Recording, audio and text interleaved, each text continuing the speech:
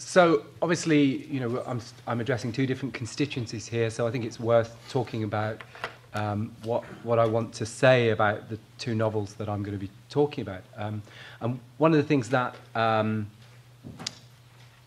want to be clear about is that I don't see them constituting a polemical genre.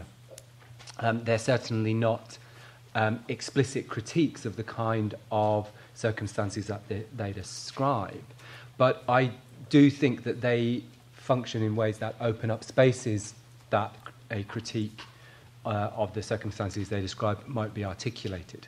And, for those of you in the room who work in literature, this will be obvious to you. For those of you who work in social sciences, sorry. And I did say I wouldn't apologise, but, So I want to start with two quotations, very brief quotations from the Communist Manifesto. Firstly, Engels' suggestion that the proletariat comprises wage labourers who, having no means of production of their own, are reduced to selling their labour power in order to live. This is probably familiar to many of the people in this room.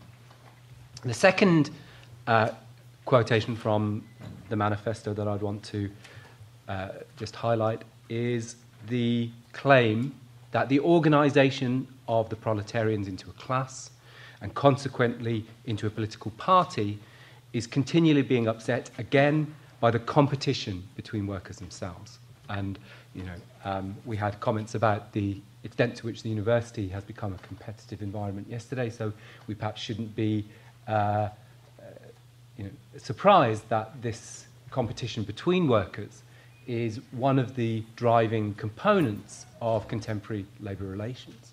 And in quoting these things from the manifesto, I'm not trying to make a kind of very sort of significant theoretical point about Marx, except to say that in the face of the continual suggestion that Marx is no longer relevant to contemporary politics or economics, it seems to me that these two quotations demonstrate very saliently that Marx is, of course, enduringly relevant to what we see. And any time I want to kind of understand the financial crisis that we're living through, I read Capital, because Volume 1, because Marx predicted all of this in as much as he was describing financial crises of the past.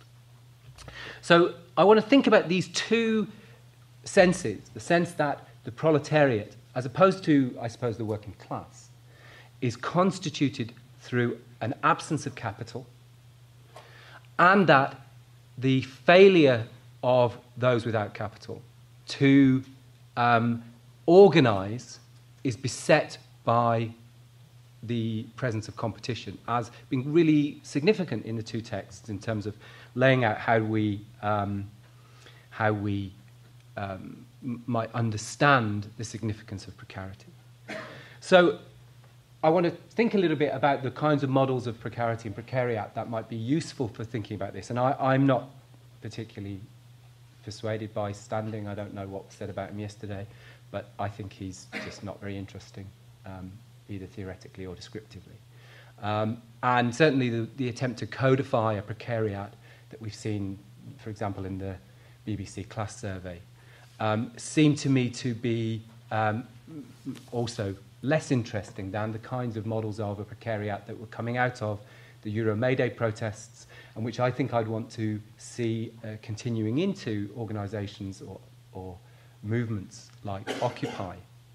And I think, in respect to what was said this morning, one of the things that's interesting to me about Occupy is its attempt to reframe class as an exclusion from a certain form of capital. When Occupy says we are the 99%, they're identifying the beneficiaries of financial capital in very precise terms. Actually, not that precise. Maybe it's 1.25% or 2%. Who knows? But that most of us, although we might feel that we have benefited from the financialisation of the economy, of course haven't. And one of the ways that we can see that is the way in which we're excluded from capital. Again, I think Stephen's point this morning about the way in which derivatives make money is very relevant to the mortgage industry. When we acquire a mortgage, of course, what we're really acquiring is a debt, which is an asset for financial institutions. And yet what we're doing is we're participating in processes which are described as securing or acquiring equity. And that financialization of the bit of the house that we own as equity, I think, is really part of a conjuring trick which persuades us that what we've actually done is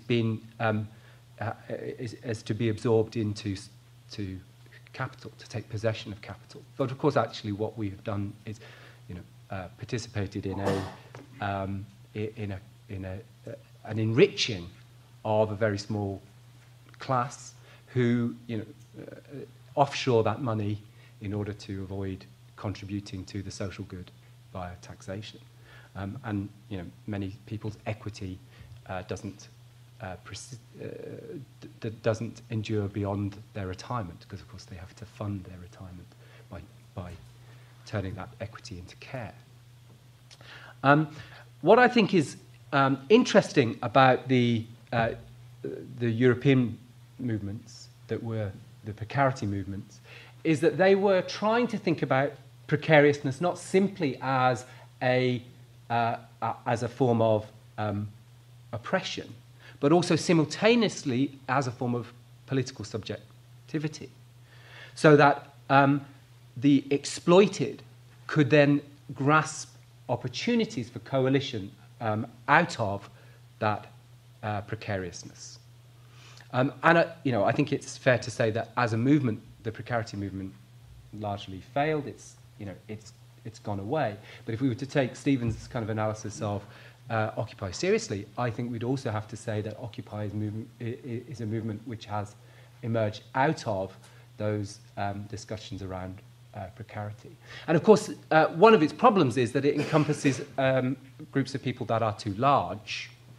But I think if we are going to seriously confront neoliberalism as a mode of dispossession, then I think we need to be thinking about kind of large coalitional politics. And again, I think Mark and Stephen's sort of discussion about that was quite useful.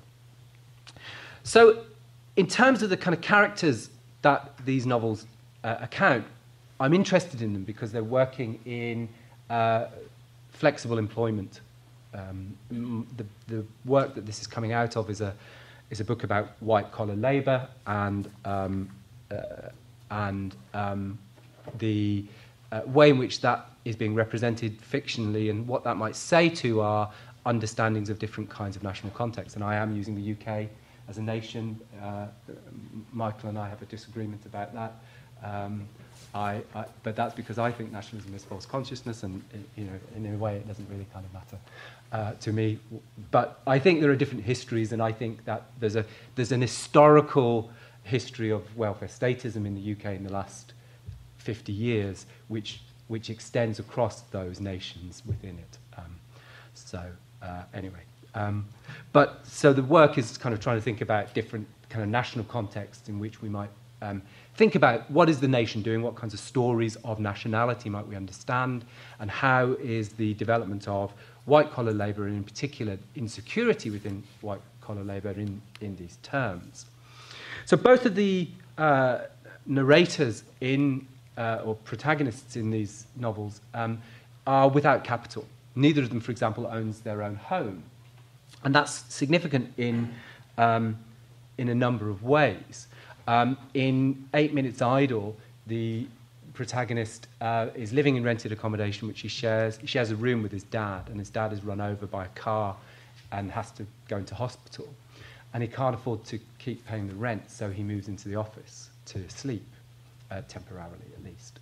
But what's also interesting is that when he visits one of his father's friends, she lives in a house which, to him, resembles a solicitor's office rather than a home. So there's a sense in which, and this is partly because she says, I can't afford anything more. And he says, I can't ever imagine owning anything bigger than a bedroom, because their employment doesn't sufficiently remunerate them in order to enter into a property market. And this, of course, is a long story. The novel is set in the late 90s. And I mean, I can remember buying my own first home and thinking I was buying at the top of the market in 2000. You know, and that, how foolish that was of me. I seem to have always hit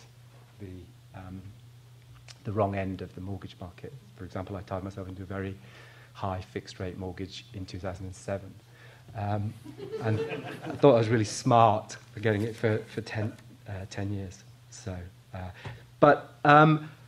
so Dan in 8 Minutes Idle can't imagine buying a house. Similarly, in London and the South East, Paul sells advertising space in various spurious, almost fictitious journals.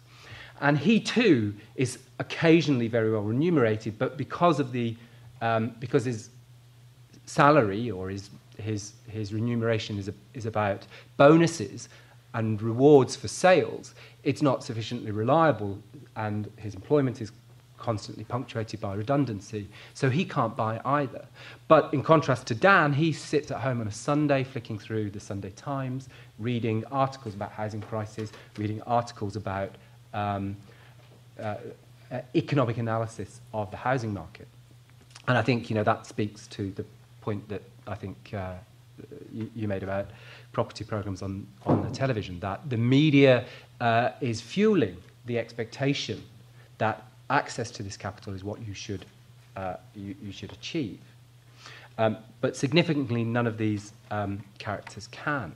And I guess, you know, thinking back to some of the conversations about fees that we had yesterday, I think it's significant that although publicly people are opposed to the notion of a privatised university system, that on the ground students are being trained to expect value for money. And somebody mentioned the Which survey, which said that first years think that their degree, something like 60-odd% think that their degree isn't value for money. Asking a first-year student if their degree is value for money is a bit like asking a car owner whether their car is value for money on the way home from the showroom. You know, this is a ludicrous question to even ask, but students are being trained by these kinds of exercises to make that judgment. And I think we can see the way in which housing is represented as an expectation in these texts as part of a kind of training whereby subjects expect to participate, to enter into capital. But that this is, you know, not fictitious in the way that Harvey uses it, but it's a fictitious expectation because, of course, it's not capital as we would really understand it. Okay, so I want to end by thinking about this notion of competition and think about the way in which these two novels treat competition and express competition as a failure of any kind of broader sodality around the notion of precariousness. How can we think of precarious subjects imagining themselves to be part of a precariat? Because I think it's all very well to define the precariat through sort of objective logarithms. But if we are going to understand class as something that also has agency, class consciousness is something that might allow us to resist our dispossession, then we need to think about ways in which we might understand ourselves to be inside these kind of class positions. And the two terms that I want to, I mean, they're quite liberal. The terms I'm going to use here are quite liberal, I think, but I think they're helpful for thinking about what this might involve. The two novels differ slightly, and I just want to read a couple of quotations to suggest what that is. So in 8 Minutes Idle, the notion of common experience of work is expressed through the term empathy. So when Dan has to sort of fund his rent by himself, he asks for extra shifts, and he goes to his manager to explain why. I check her lips expecting a smile, but she nods and waits for me to continue. There's so much empathy in the department. Everyone here is making do, and we have the grace not to question each other's resignation.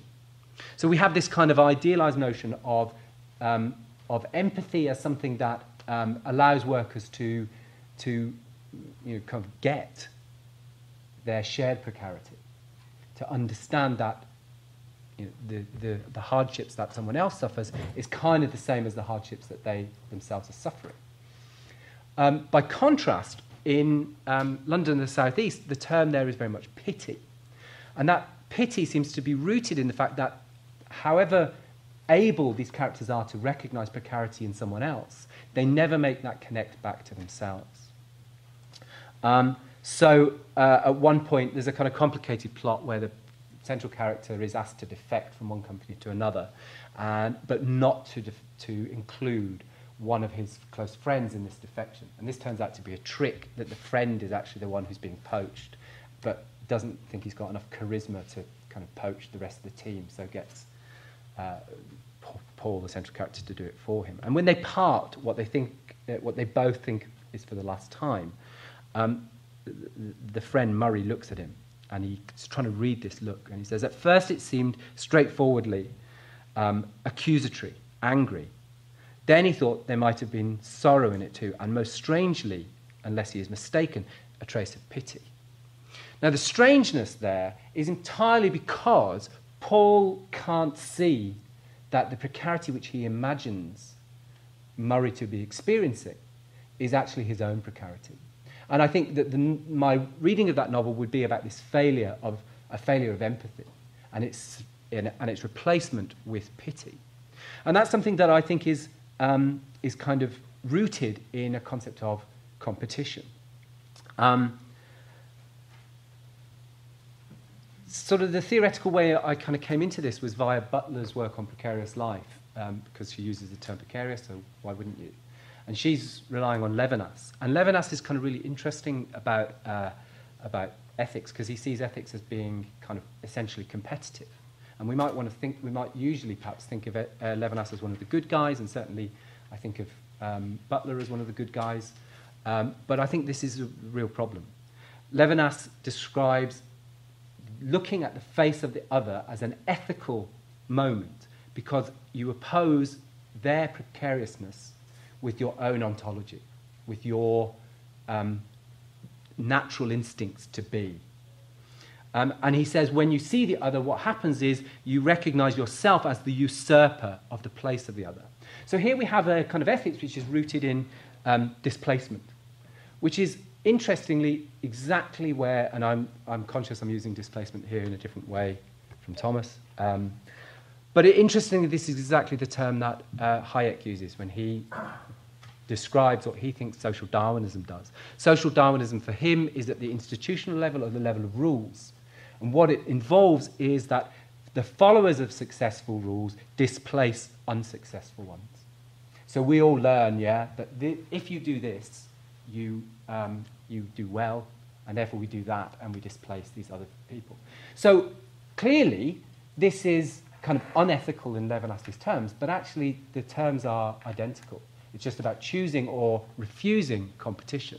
And why I think empathy is kind of useful is that class consciousness cannot emerge. I mean, we might want to think of ourselves as displacing, the bourgeoisie or the financial elite, whoever we might now see as the enemy. But it can only, that as a strategy, can't function in these terms. We can't displace our precarious others. We can't save them by displacing ourselves. What we need to do is find spaces where we can find alliance or connection. And interestingly, that's kind of where Butler is moving when she moves from precariousness into the terminology of precarity. So she wrote an essay in 2011 about the Occupy movement, particularly thinking about kind of the Arab Spring. And in that, and this is my final point, she talks about she says in Precarious Life, you can't extrapolate from your precariousness onto the precariousness of the other. You have to see them as precarious, and that's where the ethical moment starts. Whereas when she moves on to talk about precarity, what she says is that the body performs rights. That's 20 minutes. The body performs The body performs the right to claim rights by placing itself in public, but in order to do that, it has to be seen and recognized by other people who also share this right to claim rights. So I think what's kind of useful about this model of precarity is that it seems to be, to me at least, articulating a concept of empathy, which we can perhaps politicize as something kind of useful for tackling our exclusion from